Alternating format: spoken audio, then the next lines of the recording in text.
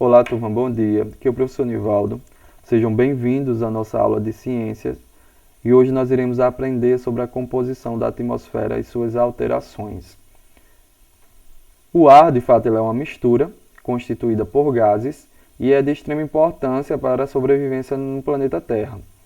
A camada de ar que envolve nosso planeta, ela recebe um nome específico. Ela é conhecida como atmosfera. E ela é responsável por manter a temperatura do planeta na superfície adequada. Além disso, filtra muitos raios solares que chegam até a Terra. Com relação à composição do ar, se formos observar e estudar a abundância dos gases, vamos verificar que o gás nitrogênio ele é o gás mais abundante dentre todos os gases considerados na composição do ar. Então, depois desse gás nitrogênio, o segundo gás mais abundante é o oxigênio. E além desses dois gases, existem outros gases. E entre esses outros gases é possível destacar o gás carbônico, que também é muito conhecido. Além desses gases, é importante dizer que o ar ele é composto também por uma quantidade variável de vapor de água. Nessa aula de hoje, iremos falar sobre esses três gases: o gás nitrogênio, o gás oxigênio e o gás carbônico. Começo falando para vocês sobre o gás nitrogênio. Esse gás ele é fundamental para a vida e ele pode ser encontrado, por exemplo, fazendo parte da estrutura de proteínas, fazendo parte da estrutura de ácidos nucleicos, o DNA, por exemplo, que é um material genético encontrado no núcleo das células, entre outros constituintes.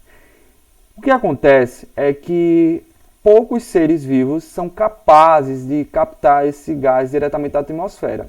Nós, seres humanos e outros animais, por exemplo, não somos capazes de captar esse gás diretamente da atmosfera.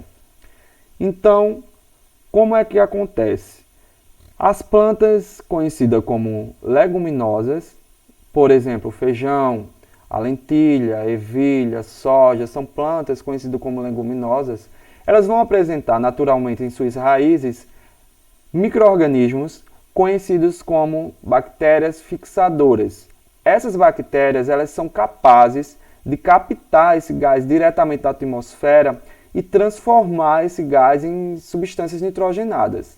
Eu vou mostrar para vocês um esquema do ciclo do nitrogênio para ficar um pouco mais claro como é que acontece essa captação e de que maneira chega até a gente. Bom, as bactérias fixadoras de nitrogênio que estão nas raízes das plantas leguminosas, elas vão fazer essa captação do nitrogênio e vão transformar esse gás em compostos nitrogenados. As plantas vão absorver esses compostos nitrogenados que estarão no solo e ao absorver esses compostos, essas plantas elas passam a ter na sua estrutura nitrogênio.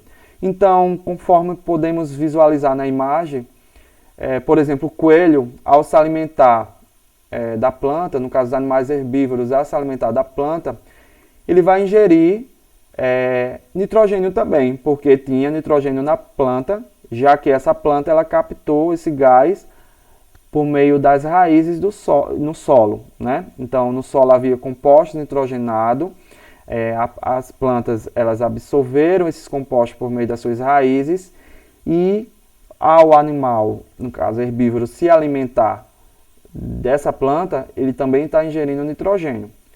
Então, quem se alimentar desse animal vai também obter nitrogênio por meio da alimentação, já que esse animal vai ter na sua carne nitrogênio, porque ele se alimentou da planta.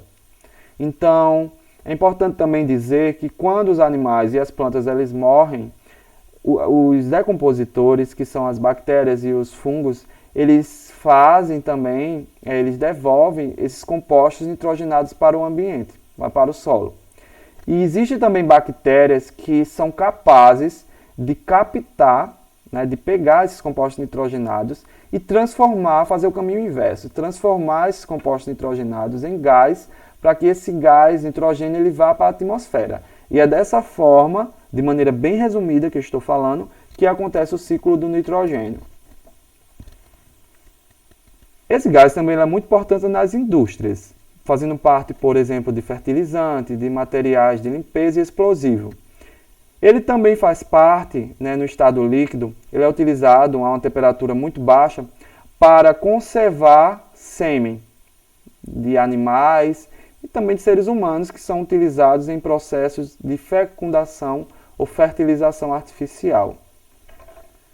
Já o gás oxigênio, que é o segundo mais abundante, ele é vital, ele é essencial e fundamental para a vida na Terra.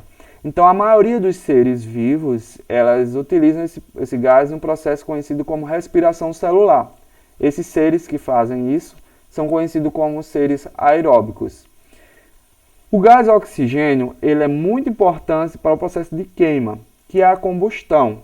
E no processo de combustão, existe sempre dois participantes que são essenciais, que é o combustível, e o combustível ele diz respeito ao material que é queimado, e por outro lado existe o comburente. Esse comburente é a substância que vai manter, que vai alimentar a combustão. Nesse caso, o comburente é o gás oxigênio. Então, sem a presença do gás oxigênio, não é possível que aconteça a combustão, não é possível que aconteça a queima. No ciclo desse gás, é importante dizer que os organismos fotossintetizantes, que são aqueles seres que apresentam clorofila no seu organismo, eles vão atuar fazendo a produção desse gás, né? Então, por meio do processo de fotossíntese em relação com a luz do sol, essa fotossíntese, nesse processo, vai ser produzido o gás oxigênio. Então, ele é produzido na fotossíntese e, por outro lado, esse gás ele é consumido durante o processo de respiração dos seres vivos e também na combustão, na queima que eu falei anteriormente, e também na decomposição, né? O processo de decomposição realizado por bactérias e fungos para a obtenção de energia. Então é dessa forma que acontece. Podemos visualizar um esquema ilustrativo de como acontece o ciclo desse gás oxigênio.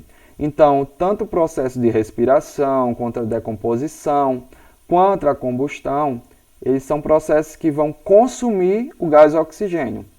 Por outro lado, a fotossíntese realizada, por exemplo, pelas águas microscópicas e pelas plantas, elas vão atuar repondo esse gás para a atmosfera.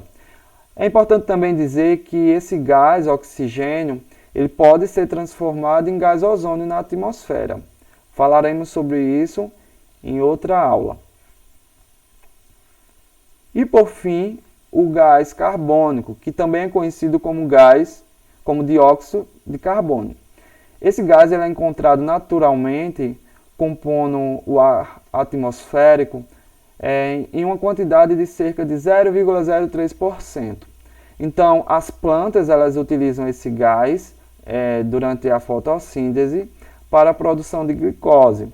Além disso, esse gás ele é liberado durante o processo de respiração de alguns animais e também na queima de algumas substâncias.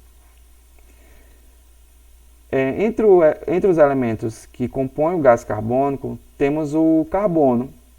Esse carbono ele pode ser encontrado, por exemplo, em compostos minerais, que é o caso de carapaças de organismos, como conchas, ostras e alguns esqueletos de crustáceo, entre outros. Além disso, o carbono pode ser encontrado fazendo parte de depósitos orgânicos fósseis, como é o caso do carvão mineral, do petróleo e do gás natural. Essas formas, né, do carbono, do elemento químico carbono, podem voltar para a atmosfera como gás carbônico na forma quando acontece a queima desses combustíveis fósseis. Aqui podemos visualizar um esquema ilustrativo do ciclo do gás carbônico. Então, através da respiração, da decomposição e da combustão, que a combustão é a queima, esse gás carbônico ele é lançado no ambiente.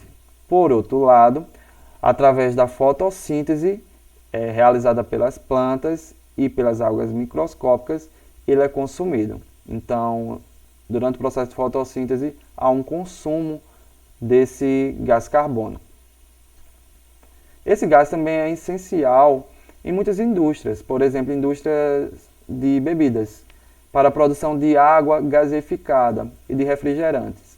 Todo mundo aqui já tomou, acredito eu, refrigerante em algum momento e já deve ter observado que quando abre o refrigerante, aquelas bolinhas que contém no líquido é o gás, e são gases, e esses gases é conhecido, é o gás carbônico. Então é muito importante, muito utilizado na indústria de bebidas. Bom, minha gente, por hoje é só. Eu espero que vocês tenham compreendido. Desejo bons estudos e até nossa próxima aula.